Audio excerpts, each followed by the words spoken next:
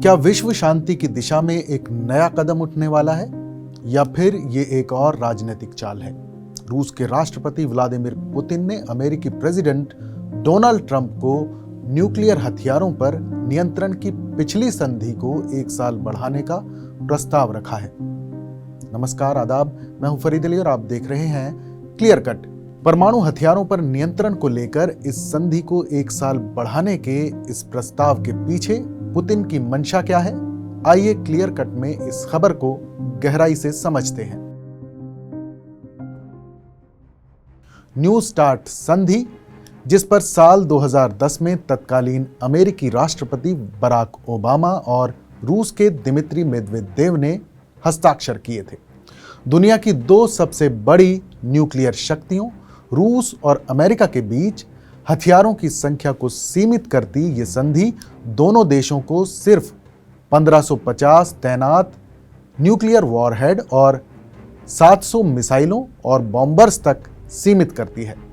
ये संधि सामरिक न्यूक्लियर हथियारों को नियंत्रित करती है, जो सैन्य, आर्थिक और राजनीतिक केंद्रों को निशाना बनाने के लिए बनाए गए हैं।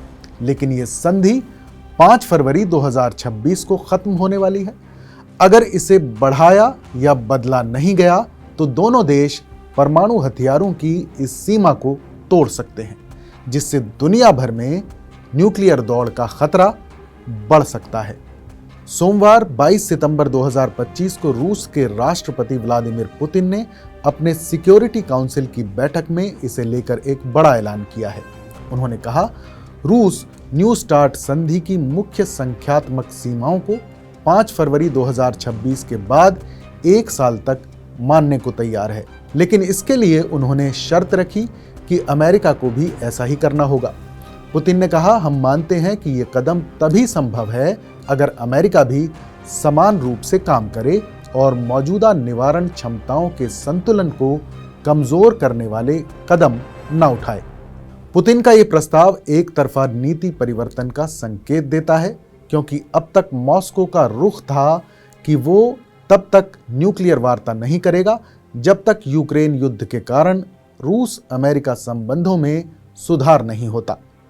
पुतिन ने यह भी कहा कि रूस अमेरिका की न्यूक्लियर गतिविधियों और मिसाइल डिफेंस सिस्टम, खासकर अंतरिक्ष में मिसाइल इंटरसेप्टर्स की तैनाती पर नजर रखेगा।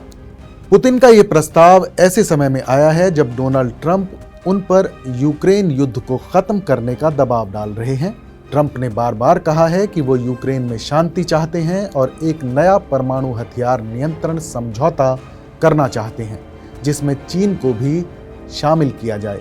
हालांकि चीन ने इस विचार को खारिज कर दिया है। पुतिन ने अपने बयान में कहा, यह प्रस्ताव वैश्विक अप्रसार के हित में है और वॉशिंगटन के साथ हथियार नियंत्रण पर बातचीत को बढ़ावा दे सकता है।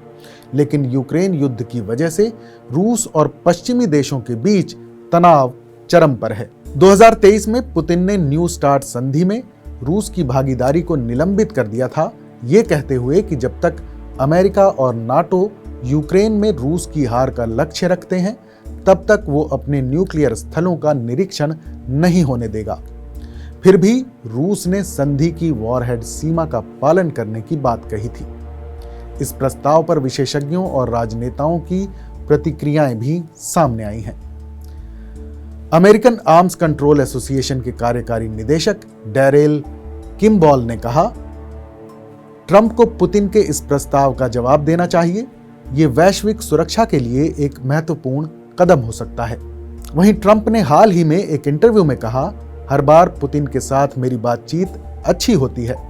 हम न्यूक्लियर हथियारों को सीमित करने सहित कई मुद्दों पर बात कर रहे हैं। हालांकि पुतिन ने चेतावनी भी दी है, अगर अमेरिका मिसाइल डिफेंस को मजबूत करता है या अंतरिक्ष में मिसाइल इंटरसेप्टर्स तैनात करता है तो ये हमारी कोशिशों को नाकाम कर सकता है। हम उसी के मुताबिक जवाब देंगे। वहीं मॉडर्न डिप्लोमेसी के एक विश्लेषण में कहा गया है, ये प्रस्ताव ट्रंप पर दबाव डालता है कि वो या तो इसे स्वीकार करें या फिर वैश्विक सुरक्षा को कमजोर करने का आरोप झेलें। न्यू स्टार्ट संधि के खत्म होने में अब सिर्फ 4 महीने बचे हैं, लेकिन रूस और अमेरिका ने इसे नवीनीकरण यानी रिन्यू या संशोधन के लिए कोई औपचारिक बातचीत शुरू नहीं की है। यूक्रेन युद्ध के कारण दोनों देशों के बीच गहरे मतभेद हैं। ट्रंप ने जहां चीन को इस समझौते में शामिल करने की बात कही है, वहीं पुतिन ने साफ कहा है कि वो अमेरिका की रक्षा गतिविधियों, खासकर अंतरिक्ष में हथियारों की तैनाती पर नजर रखेंगे। विशेषज्ञों का मानना है कि अगर ये संधि खत्म होती है तो दोनों देश न्यूक्लियर हथियारों की संख्या बढ़ा सकते हैं, जिससे एक नई हथियार दौड़ शुरू हो सकती है। मॉडर्न डिप्लोमेसी के मुताबिक नए हथियार सिस्टम और यूक्रेन युद्ध जैसे मुद्दों पर गहरी असहमति के चलते इस संधि का भविष्य अनिश्चित है। तो अब सवाल ये है कि क्या पुतिन और ट्रंप का ये न्यूक्लियर प्रस्ताव आगे बढ़ेगा और दुनिया को शांति की तरफ ले जाएगा, या फिर ये एक नई रणनीतिक जंग की शुरुआत है।